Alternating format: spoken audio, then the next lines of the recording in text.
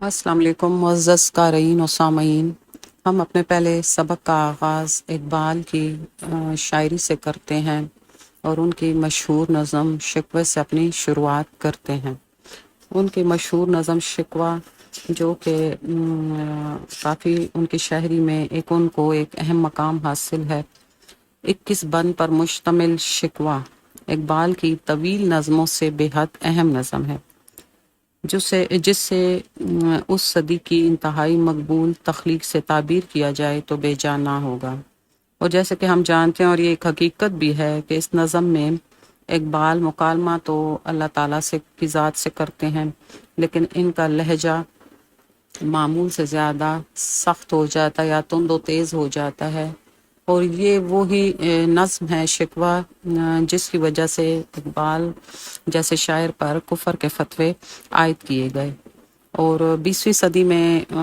شکوہ نظم کی اشاعت ہوئی اور اس پر بہت زیادہ لے دے بھی ہوئی، یہاں تک انہیں اپنے دفاع میں پھر جواب شکوہ جیسی نظم لکھنا پڑی۔ تو ہم اگر ہم شکوہ کا پہلا بند دیکھیں تو اس کا آغاز کچھ اس طرح اقبال کرتے ہیں۔ پہلا بند اس طرح ہے کہ کیوں ضیاکار بنوں سوٹ فراموش رہوں، فکر فردا نہ کروں محو غم دوش رہوں، نالے بلبل کے سنوں اور ہمتن گوش رہوں، ہم نوا میں بھی کوئی گل ہوں کہ خاموش رہوں، جرأت آموز میری تاب سخن ہے مجھ کو، شکوہ اللہ سے خاکم بدہن ہے مجھ کو۔ اب اگر اس بند کے ہم مشکل الفاظ پہ ایک نظر ڈال دیں تو میں آپ کو ان کے مشکل الفاظ کے کچھ معنی بتا دیتی ہوں، جیسے کہ پہلا لفظ ہے ضیاکار، اس کا مطلب ہے نقصان کرنے والا۔ پھر آتا ہے سود فراموش، اپنے نفع سے غافل۔ اگلا لفظ ہے فکر فردا، اس کا معنی ہے کل کی فکر۔ پھر ہے غم دوش، یعنی کہ اس کا مطلب ہے ماضی کا غم۔ پھر اگلا لفظ ہے نالے، اس کا مطلب ہے رونا۔ ہمت انگوش، اس کا مطلب ہے پوری طرح متوجہ۔ ہم نوا کا مطلب ہے دوست۔ اس کے بعد ہے جرأت آموز، جرأت آموز کا مطلب ہے دلیری سکھانے والی۔ اس کے بعد مشکل لفظ ہے تاب سخن، اس کا معنی آتا ہے قوت گفتار۔ پھر ہے آخری لفظ جو مشکل اس بند کا ہے وہ ہے خاکم بدہن، تو اس کا معنی ہم لیں گے میرے منہ میں خاک۔ اب یہ تو ہو گئے اس بند کے مشکل الفاظ جس کے میں نے آپ کو معنی بتا دیے، آپ اپنے پاس نوٹ کر سکتے ہیں۔ اب ہم اس کا اگر مطلب کی طرف جائیں، اس کی تشریح اگر ہم کر لیں اس بند کی، تو اس بند میں علامہ اقبال فرماتے ہیں کہ نظم کا آغاز وہ بہت خاص سے سخت لہجے میں کرتے ہیں اور تند و تیز لہجے میں کرتے ہوئے اقبال کہتے ہیں، اگر ان کے پہلے نظم اس کے پہلے بند کو اگر ہم دیکھیں، کیوں ضیاکار بنوں سود فراموش ہوں، میں کیوں نقصان اٹھانے والا رہوں اور میں فائدے کو نہ دیکھوں، فکر فردا نہ کروں اور میں مستقبل کی فکر نہ کروں، محو غمدوش رہوں اور میں بس آج کی فکر میں بیٹھا رہوں، نالے بلبل کے سنوں اور ہمتن گوش رہوں، اور میں بلبل سے مراد تو پرندہ، یہ ادھر استعارہ استعمال کیا گیا۔ اقبال کی شاعری میں بہت زیادہ تشبیہات و استعارات کا استعمال ہوا ہے، تو نالے بلبل کے سنوں، بلبل سے مراد یہاں ایک استعارہ استعمال کیا اقبال نے، یعنی کہ میں ارد گرد کے ماحول کو دیکھوں اور ان لوگوں کی فریاد سنوں اور ہمتن گوش ہوں اور بس صرف چپ کر کے سنتا رہوں، ہم نوا میں بھی کوئی گل ہوں کہ خاموش رہوں، جیسے کہ کسی چمن میں پھول ہوتے ہیں اور وہ بلبلوں کی یا پرندوں کی فریاد سنتے ہیں اور خاموش ظاہر ہے پھول تو کچھ بھی نہیں کر سکتے، بس پرندے آ کے بیٹھتے ہیں۔ یہ انہوں نے اقبال نے در استعارہ استعمال کیا، تشبیہات کا استعمال کیا، تو یہاں پہ وہ اپنے آپ کو پھول سے استعارہ تشبیہ دے رہے ہیں یا استعارہ کریں میں بھی کوئی گل ہوں، ادھر انہوں نے اپنے آپ کو پھول سے استعارہ کر کے پیش کیا ہے کہ کیا میں کوئی پھول ہوں کہ میں کسی پرندوں کی فریاد سنوں اور خاموش بیٹھا رہوں۔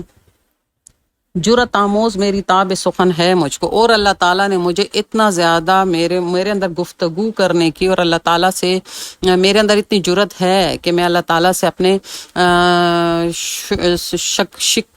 میرا جو شکوہ ہے اللہ تعالیٰ سے کہ یعنی ہماری مسلمانوں کی حالت ایسی کیوں ہے، تو میں اللہ تعالیٰ سے یہ شکوہ کر سکتا ہوں اور میں اللہ تعالیٰ سے شکوہ کر رہا ہوں۔ شکوہ اللہ سے خاکم بدہن ہے مجھ کو، اور میں اللہ تعالیٰ سے شکوہ کرتا، میرے منہ خاکم بدہن یعنی میرے منہ میں خاک، میری وہ حیثیت نہیں ہے، وہ اہمیت نہیں ہے، میں ایک عام انسان ہوں، میں گناہگار ہوں کہ میں اللہ تعالیٰ سے شکوہ کروں۔ تو پھر اگر میں اللہ تعالیٰ سے شکوہ نہ کروں تو کس سے کروں؟ میں اپنے پالنے والے سے، اپنے پیدا کرنے والے سے شکوہ کروں کہ میری ایسی حالت کیوں ہے۔ تو تو یہ تو ہوا پہلے بند کی تشریح، میں نے آپ کو اس کا مطلب، مشکل الفاظ کے مطلب بتائے۔ اگلا بند جو ہے ہم آپ کو بتاتے ہیں، ہے بجا شیوہ تسلیم میں مشہور ہیں ہم، قصہ درد سناتے ہیں کہ مجبور ہیں ہم،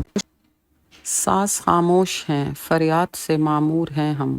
نالہ آتا ہے اگر لب پہ تو معذور ہیں ہم، اے خدا شکوہ ارباب وفا بھی سن لے، ہو گرے ہم سے تھوڑا سا گلا بھی سن لے۔ اب یہ تو ہو گیا دوسرا بند، اور اس کے مشکل الفاظ کے معنی میں آپ کو بتا دیتی ہوں۔ جیسے کہ پہلا لفظ ہے شیوہ تسلیم،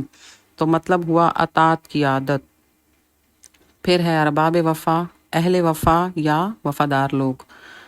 اگلا لفظ ہے خوگر حمد، تو اس کا مطلب ہے خدا کی تعریف کرنے کے عادی۔ اب اگر ہم اس کی تشریح کی طرف جائیں تو وہ کچھ اس طرح ہوگی کہ ہے بجا شیوہ تسلیم میں مشہور ہیں ہم، مطلب کہ ہے بجا کہ یہ بالکل ٹھیک بات ہے، شیوہ تسلیم میں مشہور ہیں ہم، یعنی یہ بات بالکل ٹھیک ہے، بجا ہے کہ ہم آپ کی اطاعت کرنے میں مشہور ہیں، آپ کی فرما بردار اللہ تعالیٰ سے کہہ رہے ہیں اقبال کہ ہم آپ کی اطاعت میں مشہور ہیں، قصہ درد سناتے ہیں کہ مجبور ہیں ہم، اور ہم اپنی فریاد سناتے ہیں کیونکہ ہم اب بہت مجبور ہو گئے ہیں، حالات سے ہم بہت تنگ ہو گئے ہیں، ساز خاموش ہیں فریاد سے معمور ہیں ہم، ساز خاموش ہیں یعنی کہ ہم تو بظاہر خاموش ہیں، ہم اگر منہ سے کچھ نہیں کہتے تو فریاد سے معمور ہے۔ فریاد سے معمور ہونے کا مطلب ہے کہ ہمارے دل جو ہیں وہ شکوے سے اور فریاد سے معمور ہیں، بھرے ہوئے ہیں۔ نالہ آتا ہے اگر لب پہ تو معذور ہیں ہم، نالہ مطلب گلا، فریاد اگر لب پہ آتا ہے، اگر ہمارے منہ سے اگر فریاد شروع ہو گئی ہے تو معذور ہیں ہم، تو مجبور ہیں ہم، اے خدا شکوہ ارباب وفا بھی سن لے۔ اور اقبال اللہ تعالیٰ سے کو فریاد کرتے ہوئے کہتے ہیں کہ یا اللہ شکوہ ارباب وفا اور اپنے دوستوں سے تھوڑا سا شکوہ بھی سن لے، خوگر حمد سے تھوڑا سا گلا بھی، خوگر حمد کا جو عادی ہے، حمد و ثنا اللہ تعالیٰ کی تعریف کرنے والا جو عادی ہے، اللہ کی عبادت کرنے والا جو ہے، یعنی اپنے آپ کا یا اپنے مسلمانوں کا کہہ رہے ہیں کہ ہم مسلمان جو ہیں آپ کی حمد و ثنا کے عادی ہیں، آپ کی اطاعت کرتے ہیں، تو ہم سے اب ہماری حالت جو ہم اپنی حالت بیان کر رہے ہیں تو ہماری اس فریاد کو بھی اپنے سن لیں، ہماری فریاد بھی آپ سن لیں۔ تو یہ تھے شکوہ نصب کے پہلے دو بند کی تشریح اور مشکل الفاظ کے معنی۔ Please like, subscribe and comment down below. ہم لوگ نیکسٹ ویڈیو میں ملیں گے with the continuation of this part. Thank you.